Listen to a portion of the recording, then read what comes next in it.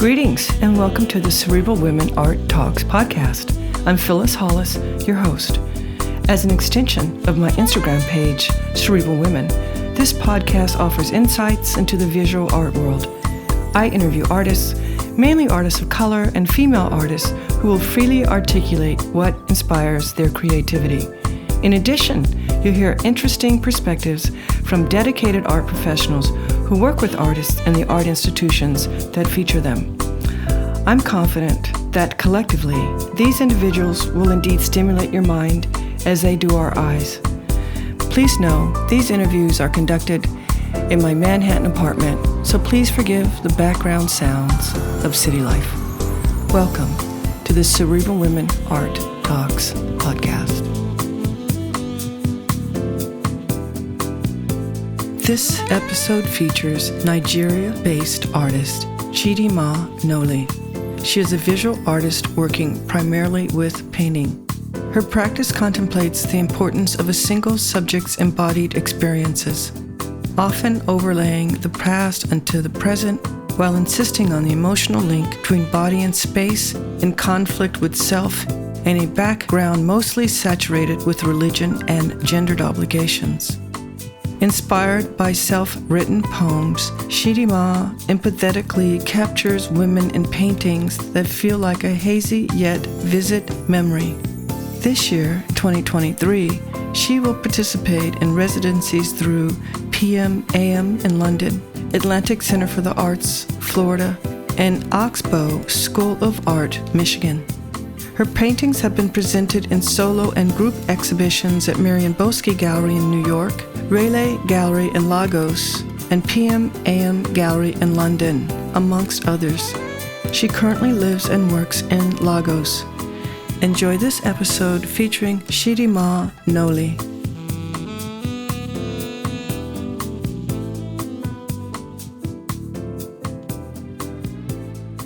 Chidinma, welcome to my podcast. I'm excited to feature you.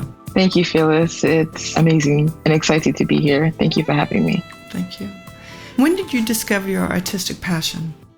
Since I was a child, I've always been creating, tracing things on storybooks, playing with plasticine, cutting out stuff, just anything I could get my hands on, really. But when I started thinking about art, seriously, was when I had this art teacher in secondary school. He was amazing, and I think he's one of the biggest influences on why I decided to be an artist. He was an art teacher, but he had a second job as a textile designer. But he used the school studio as, his place of practice. And after school, I and a couple of other artists would help him with work, and I felt like a proper artist doing this because it wasn't just assignments that I was being given, these weren't assignments. It was like I was a part of creating art that would go out into the world and be worn by people. I'm grateful to him for that. And he was one of the reasons I decided to study art in school for my BFA. But I initially wanted to be a textile designer because of him. But then I went to school and the curriculum was kind of limited. Then I decided to do painting, and I'm grateful for that choice. That's great. Yeah. So how would you define your practice? That's a really interesting question. I'm really interested in memory and how my present body reacts to past experiences, mostly things I've experienced within familial spaces, religious spaces, and growing up in Nigeria as a woman, and just generally as a person. So in thinking about memory, memory feels like a blur, hazy type of feeling, like it's vivid, it's there, but it's not there. And, in thinking about how a memory would feel like, these are the things that push for, what my paintings look like and the type of palettes that I employ in creating these paintings. Yeah, before I could paint properly, at least when I was a teenager, I used poetry as kind of an immediate outlet to express what I was going through in the moment. And painting became a tool. Like as an adult, when I was done with my BFA, painting became like this tool to reflect on these experiences I had written about. I'm kind of currently looking to push the visual quality of my work and, how I use color to create this dreamlike, soft haze. And I've kind of been pushing my palette towards that. I think that's where my practice is currently. Yes, now that I think about it, when I look at your work, that's right. It is slightly vague, as in it is a memory, Yeah, I'm glad you felt that. Yeah, now that you're never 100% sure, you're reaching for that. How do you know when a work is finished? I think you just know. At least for me, I look at the painting and I know.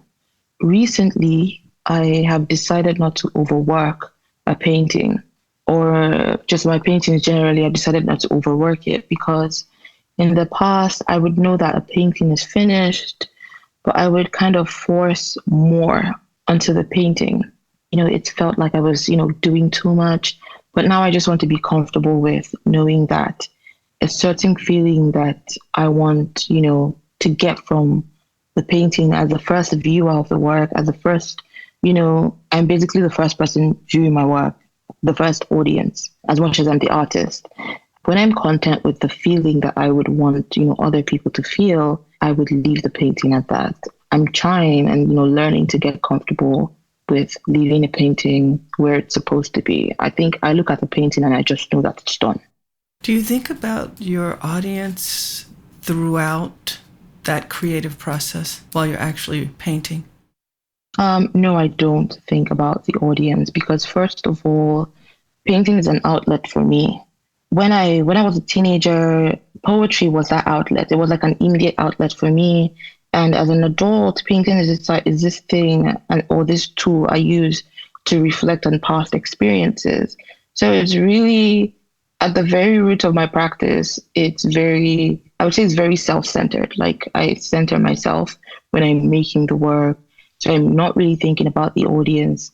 But when I'm putting together a body of work after the paintings are complete, when I'm putting together the paintings and seeing how, everything works together, I do think about, audience experience and how they would feel in a room filled with my paintings, like a solo exhibition. When you walk into this room, how do you feel when you're experiencing all of these things at once? Not just when you're staring at one piece, but as a collective body of work, how does that feel? Yes, I do think about the audience, how they would experience that. But during the process, no, I don't. It's very much self-centered and very much about me. And when do the titles of a work enter their creative process? That's interesting because most of my titles come from music that I love listening to. These songs are like very poetic, very soft. When I think about the experiences of the artists, like the singers, I kind of relate to these things and, I draw certain titles from the lyrics. Sometimes there are certain words that would exist within the poems that I write, and I would feel certain lines that I would, be drawn to within the poems that I write, and these will make up the titles. And I just save them somewhere within my notes app, or I write them down somewhere. Yeah, I draw things from music and, things from maybe books I read sometimes, because, that has happened before. And, poetry that I write. Wow. How do you keep learning? For a while, I've been stuck in a loop. And this happened kind of, I think, last year, late last year. I kind of discovered that I was consuming the same things, and I decided to actively break this. And I thought about how was I going to break this? How was I going to keep myself refreshed and keep myself learning new things? I decided that I was going to spend a bulk of this year going for residencies and doing residencies and, learning new things within the community of artists that would be in these residencies with me and, in this new spaces that I would be exploring, because these residencies that I did apply for were not going to be in Nigeria. So I knew that, going out and experiencing these new things and bringing them back into my studio was going to help. I just finished my second residency, which was in Michigan, and I will be going for the next residency. Oh, the second residency was in Florida, and the next residency is in Michigan. It's Oxbow residency.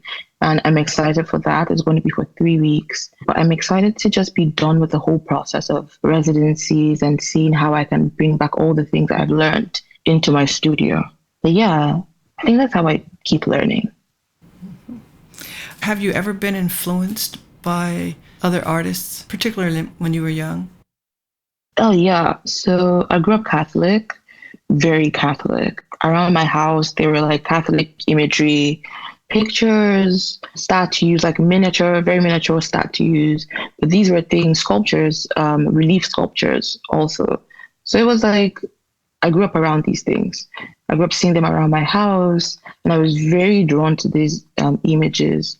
So, in learning about different art movements when I was in secondary school, I found out that these images actually did come from the Renaissance period. So, yeah, I was very interested in that period. And I think in my work, like my current work, I fuse some of these elements in terms of like arcs, how the figures are being posed, how, I put like how I pose the hands of the figures within the work. I feel like it's very influenced by the images I saw like growing up. So apart from that, when I think about how much contemporary influence I have now in my work, I would think about artists like Larry Poons. There is just something about his paintings that I'm drawn to. They're very expressive and they're very emotionally charged to artists like Nengi Omuku. Again, because I'm thinking about softness within my work, Nengi Omuku is a Nigerian artist who embodies these things, but she does it so well with color. And yeah, they are also very emotionally charged and they feel very, very dreamlike. I also look at artists like Tony Oji Odutola. Her storytelling, the quality of her storytelling is amazing. How she has, pushed the limits of her medium, how she has pushed the limits of drawing, basically. It blows my mind. So yeah, I'm just so obsessed with all of these art movements I mentioned and these artists I mentioned. Thank you for sharing that. Do you feel Black art can be defined? I don't think so. It's limitless and too broad to be defined, to be honest. I don't think you can. I just think, simply put, it would be art created by Black artists or artists of like African heritage. That's what I would call it, to be honest. That's what I'll call it. So I don't think it can be defined. So share with us what you're excited about right now. I'm very excited about all the residencies I've done this year. I'm just very excited to come back to my studio after all of these residencies and see how I can take all of these experiences that I've garnered throughout the year and bring them back to my studio and see what I can add to my work and how I can give my work more and, learn from all of these experiences. During my last residency at the Atlantic Center for the Arts in Florida, I did some of these cut out images of, my figures. And I'm just excited to come back to my studio and blow it up. I know it's kind of hard to visualize at the moment, but I'm comfortable with it not working out. So it's something that may work out or may not work out, but I'm comfortable with it not working out. But I'm just excited to come back to my studio and see how that turns out. I'm also excited for like a couple of shows I will be doing this year in August and September. The first one is in August, is at the Seattle Museum of Art. And the second one is in September at Bloom and Poe. And I think what's really exciting about this exhibition is that it's an exhibition that comprises of women artists and non-binary artists.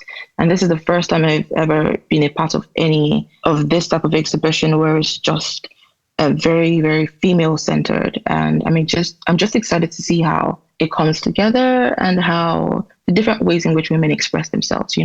I've not been a part of this type of thing before, so I'm really excited to see how it all, merges and turns out to be. How does your workspace feel? What does it look like? Oh my God, it's very, very disoriented. I'm currently working on something, so it's for another show, but I'm still contemplating what the painting is going to be like. But yeah, my studio is it's a safe space for me. And even in like the disorientation, it's very, I have this couch where I sit down and just look at the painting for a very long time. And it's just a very comfortable couch and it's just a safe space for me. I love it. I wish there was more lighting in the space, but I'm working with what I have at the moment and it's my safe space and I love it. So yeah. Sounds perfect. Yeah, it is. So what are the most substantial challenges that you've encountered as an artist?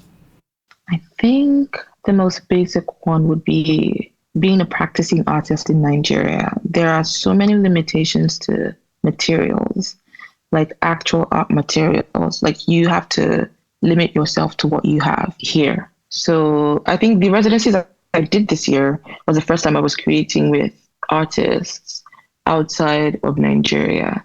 So I was very surprised by the medium. And when I asked, like, where did you get this? How did you get this? Where can I get this?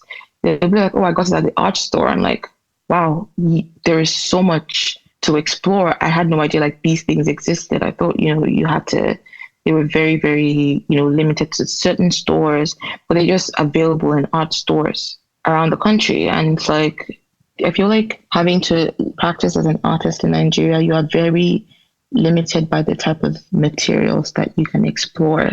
So whenever I travel, I try to get as much as I can, or as much materials as I can get outside of the country, to bring back to my studio and see how that works. I think that's one of the things. That's one of the basic things that I think I experience as an artist that I hope would change. What do you enjoy most about your practice? The process. I love the smell of paint because my work is very textured. So I have to mix globs of paint. I love looking at my palette. I love being in my studio and dancing while I'm creating.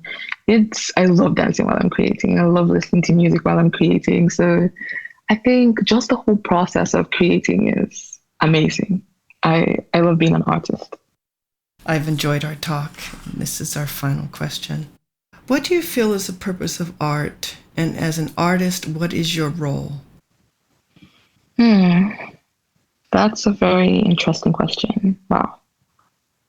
I don't think that's a question I know how to speak on generally. So, but I will say from a personal standpoint, the purpose of my work is for it to exist in the way that music exists for me. Music has saved my life.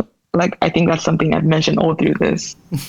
I love music. I love dancing. I don't know how to dance, but I love doing it in my studio. So I think the purpose of my work is for it to exist in the way that, music exists for me. Music has saved my life. I'm not saying that art is capable of saving anyone's life. It might, but I am saying that the purpose of my work or my art is for you to stand in front of one of my paintings and feel seen. And, not feel alone, not feel like you are alone in this experience. Even if the painting is not necessarily, because I don't think my paintings necessarily are, very representative in the sense that I'm kind of going more for a feeling than, an out representation of a thing.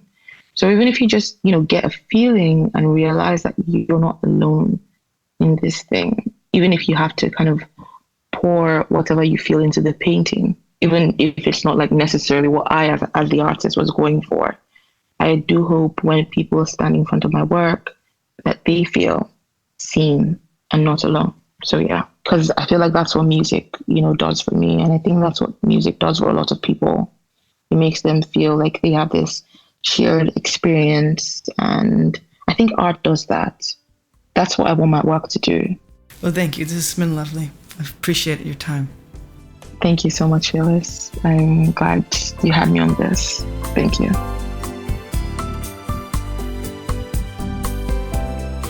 Thank you for listening to Cerebral Women Art Talks podcast. For additional content, please visit cerebralwomen.com and be sure to follow Cerebral Women on Instagram.